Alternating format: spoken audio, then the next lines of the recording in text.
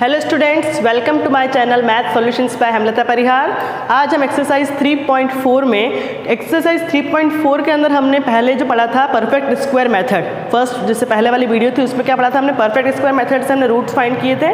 अब इसके जो सेकंड क्वेश्चन है उसमें आपको एक फार्मूला पढ़ना है, श्रीधराचार्य फार्मूला या फिर क्वाड्रेटिक फार्मूला।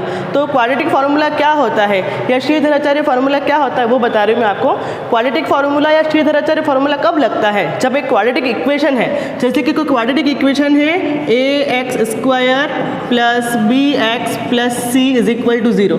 कोई क्वाड्रेटिक इक्वेशन दी हुई है और इसके अगर आपको रूट्स फाइंड करने हैं तो उसके लिए हम x की वैल्यू फाइंड करने के लिए श्रीधराचार्य फार्मूला लगाते हैं। तो हमारा फार्मूला होता है x is equal to -b plus minus root b² minus 4ac upon 2a। ये है हमारा श्रीधराचार्य फार्मूला या फिर क्वाड्रेटिक फार्मूला, और बहुत ही इम्पॉर्टेंट और बहुत ज़्यादा काम आने वाला फार्मूला है कि आप कोई भी इक्वेशन ले लो और सभी इक्वेशंस में आपके चाहे रूट आ रहे हैं चाहे नहीं आ रहे, इस फार्मूले को लगाओगे तो आपका एग्जैक्ट आंसर आएगा। जैसे कि मिडल टर्म को एक्सपांड करने में हम क्या करते हैं, पहले सोचना पड़ता है हम मिडल टर्म को लाने के लिए ऐसे कौन से फैक्टर्स करें कि बीच वाला टर्म आ जाए। ठीक है, कभी कभी समझ में आता है कभी नहीं भी आता है, तो यहाँ पर आपको सोचने की जरूरत है, डायरेक्ट फार्मूला लगाओ और एक्स की दो वैल्यूज़ आपको मिल जाएगी। तो यहाँ पर ए बी सी का मीनिंग क्या होता है, वेयर ए का मतलब होता है कोफिशिएंट ऑफ x² का कोफिशिएंट a होगा हमेशा। b का मतलब होता है कोफिशिएंट ऑफ x और c का मीनिंग होता है कांस्टेंट, जो लास्ट में होगा c, कांस्टेंट होगा c। ठीक है, इसके अलावा b² minus 4ac is known as discriminant. ये जो b² माइनस 4ac है इसको हम क्या बोलते हैं, डिस्क्रिमिनेंट, और डिस्क्रिमिनेंट को हम डिनोट करते हैं d से। तो आपके 1 नंबर का या 1 मार्क्स का क्वेश्चन आ सकता है एग्जाम में, find discriminant of the following quadratic equation. तो डिस्क्रिमिनेंट का मतलब क्या पूछा जा रहा है, आपको b² माइनस 4ac की वैल्यू पूछी जा रही है। ठीक है, तो आप यहाँ पे एक बार फिर लिख दो कि d का मतलब डिस्क्रिमिनेंट होता है और वो कैसे फाइंड करेंगे हम, b² minus 4ac। Discriminant d is equal to b² minus 4ac। अब यहाँ से डिस्क्रिमिनेंट से 3 कंडीशंस आएंगी हमारे पास में। तो पहली कंडीशन है हमारी, if b² minus 4ac is greater than equals to 0। यदि b² माइनस 4ac 0 से बड़ा आ जाए, then roots are real and distinct. ये मैंने पहले भी बताया था आपको, वापस बता रही हूँ। यदि b² minus 4ac greater than equal to 0 हो तो आपके पास में जो रूट्स आएंगे वो रियल होंगे, और डिस्टिंक्ट का मतलब कि 2 अलग अलग रूट्स मिलेंगे आपको, different. Second condition, if b² minus 4ac is equal to 0 then roots are real तो होंगे ही होंगे, साथ में कैसे होंगे, इक्वल भी होंगे, रियल और इक्वल होंगे। Third condition, if b² minus 4ac is less than equals to 0 then roots are imaginary, या फिर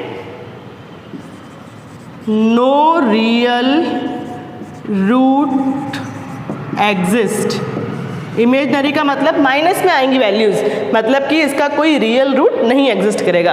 तो आपको इस क्वाड्रेटिक फार्मूले से ये जो 3 कंडीशंस आ रही है वो आपको याद रखनी है। अभी भले ही 3.4 में काम नहीं आए, लेकिन 3.5 में आपको इन 3 कंडीशंस से आपको बताना होगा कि रूट एग्जिस्ट कर रहे हैं या नहीं कर रहे हैं। ठीक है, अब हम स्टार्ट करते हैं एक्सरसाइज 3.4। इसका क्वेश्चन सेकंड है, find the roots of following quadratic equations if they exist and using the quadratic formula of Shridharacharya. आपको क्वाड्रेटिक इक्वेशंस गिवन है और आपको पहले तो चेक करना है कि वो एग्जिस्ट कर रही है या नहीं कर रही, मतलब बी स्क्वायर माइनस 4ac से, और अगर वो एग्जिस्ट कर रही है तो आपको उसके रूट्स फाइंड करने हैं बाय यूजिंग श्रीधराचार्य फार्मूला, जो मैंने आपको अभी बताया है। तो सबसे पहले हम चेक करेंगे कि इक्वेशन में रूट एग्जिस्ट कर रहे हैं या नहीं कर रहे। उसके लिए हमें क्या फाइंड करना पड़ेगा, बी स्क्वायर माइनस 4ac। तो सबसे पहले यहाँ पर a की वैल्यू निकाल रही हूँ मैं, एक्स स्क्वायर का कोफिशिएंट 2, b की वैल्यू क्या होगा, x का कोफिशिएंट -2√2 और c की वैल्यू कितनी है 1। a b और c फाइंड कर लिया। अब हम चेक कर रहे हैं b square minus 4ac is equal to, b की वैल्यू कितनी है -2√2, ये b स्क्वायर माइनस 4ac। देखते हैं इसको सॉल्व करने पे कितना आ रहा है, 2 स्क्वायर 4, 4 2 ज़ा 8 और यहाँ पर भी 4 2 ज़ा 8, तो इसका मतलब कि b square minus 4ac is equal to 0। तो आप लिखेंगे since b square minus 4ac is equal to 0, therefore roots exist and they have two equal roots। कैसे रूट्स होंगे हमारे पास में, इक्वल रूट्स, मतलब कि x की जो दो वैल्यूज आएंगी दोनों की दोनों इक्वल होगी। अब हम आगे श्रीधराचार्य फार्मूला लगा रहे हैं, x is equal to minus B plus minus root B square minus 4ac upon 2a। Minus B, यहाँ पर माइनस बी की value -2√2 minus plus minus B square minus 4ac आपको निकालने की जरूरत नहीं, हमने पहले निकाल दिया था। डायरेक्ट हम क्या लिखेंगे, 0 यहाँ पर और अपॉन 2 इंटू a की वैल्यू कितनी है 2, तो यहाँ पे हमने 2 लिख दिया। ठीक है, अब इसको सॉल्व करना है आगे। x is equal to minus into minus plus, तो 2√2 और अब प्लस माइनस रूट 0 तो 0 होता है, तो यहाँ पर तो कोई मतलब ही नहीं रहा कि साथ में ऐड और सब्ट्रैक्ट कुछ नहीं करना है क्योंकि 0 है। तो 2√2 और अपॉन में 2 इंटू 2 4, 2 1 ज़ा 2 और 2 2 ज़ा 4, तो x is equal to √2 upon 2।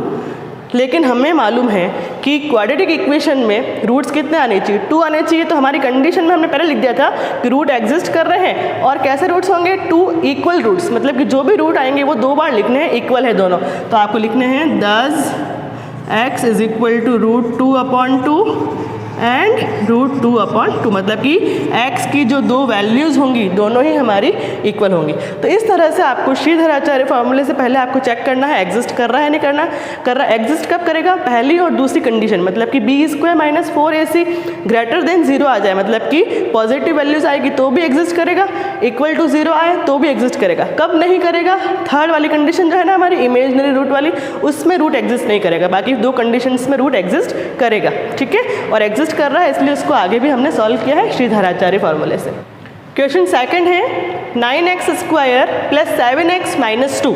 यहाँ पर भी हम पहले a, b और c की वैल्यूज़ निकाल रहे हैं। a is equal to 9, b is equal to 7 and c is equal to -2। a, b और c फाइंड कर लिया। अब b square minus 4ac check करना है, b square 7 square minus 4a और c वैल्यूज पुट कर दी।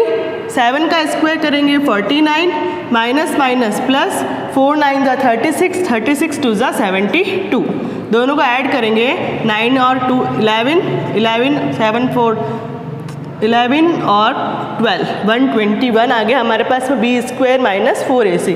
आपको लिखना है since b square minus 4ac is greater than equals to 0, therefore roots exist and 2 real and distinct root। कैसे roots आएंगे अब हमारे पास में, 2 रियल और डिस्टिंक्ट रूट आएंगे। अब हम आगे श्रीधराचार्य फॉर्मूला लगा रहे हैं, x is equal to minus B plus minus root B square minus 4ac upon 2a। Minus b की वैल्यू कितनी है 7 plus minus B square minus 4ac, मतलब कि यहाँ पर आ जाएगा बी स्क्वायर माइनस 4ac की वैल्यू कितनी है हमारे पास में 121 और अपॉन में 2a, a की वैल्यू है हमारे पास में 9। अब क्या करना है हमें, x is equal to -7 plus minus 121 का रूट होता है 11 और अपॉन में 2 9 ज़ा 18। तो अब हम क्या करेंगे, एक बार पॉजिटिव साइन एक बार negative sign, -7 plus 11 upon 18 and -7 minus 11 upon 18। तो यहाँ पर 11 माइनस 7 करेंगे तो हमारे पास में आ जाएगा 4 अपॉन 18, 2 2 ज़ा 4 और 2 9 ज़ा 18, तो x is equal to 2 upon 9 और second value x is equal to -18 upon 18 cancel, x is equal to -1। तो हमारे दो आंसर्स हैं, x is equal to 2 upon 9 and x is equal to -1। ठीक है। क्वेश्चन थर्ड है x plus 1 upon x is equal to 3 where x is not equal to 0। Important question board में आ चुका है ये क्वेश्चन, इसके रूट्स फाइंड करने हैं। सबसे पहले आप देख सकते हैं कि हमें यहाँ पर जो इक्वेशन दी हुई है वो क्वाड्रेटिक की फॉर्म में नहीं है, तो हम यहाँ पर पहले इसको सिंप्लीफाई करेंगे। यहाँ पर x जो अपॉन में है उसको एलसीएम में ले लेंगे, x into X square plus 1 is equal to 3। अब क्या करना होगा, x यहाँ अपॉन में है इधर मल्टीप्लाई कर देंगे, X square plus 1 is equal to 3x।